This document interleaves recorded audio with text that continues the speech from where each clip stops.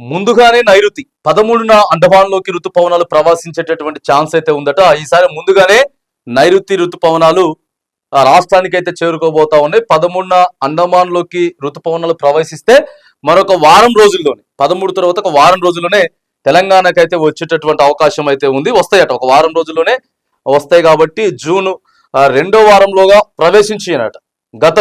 గతంలో ప్రవేశించినాయి. ఈసారి మాత్రానికి ఒక వారం 10 రోజుల ముందే వర్షాలు అయితే వచ్చేటటువంటి అవకాశం అయితే ఉంది. ఆ తర్వాత రాష్ట్రంలో పెనుగాలు 12, 13 తేదీల్లో 60 కిలోమీటర్ల వేగంతో వీచే ప్రమాదం హెచ్చరించిన ఐఎండి ఆ 2 రోజులకు కూడా ఆరెంజ్ అలర్ట్ కూడా జారీ చేసిరట. ఏదేమైనా కానీ ప్రధానంగా రైతులు చూడండి, 12, 13 తారీఖు అని చెప్తున్నారు. తర్వాత నైరుతి ముందుగానే వచ్చేస్తా ఉన్నది. బంగాళాఖాతం నికోబార్ దీవుల్లోకి ప్రవేశించేందుకు అవకాశాలు ఎక్కువగా ఉన్నాయి.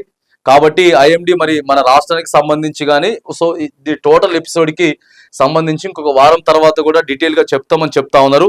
మరి చూడాలి. ఏదేమైనా కానీ దయచేసి రైతులు అప్రమత్తంగా ఉండండి. ప్రభుత్వాలు మరి ధాన్యం ఏదైతే ఉందో రైతుల దగ్గర ఉన్న ధాన్యాన్ని కొనేసి మీరు మిల్లులను లేకపోతే గూడెంలలో భద్రపరచుకోండి. రైతన్న కొద్దిగా ప్రశాంతంగా నిద్రపోతాడు. సో ఇట్లా ముందుగానే ప్లానింగ్ చేసుకోవాలి.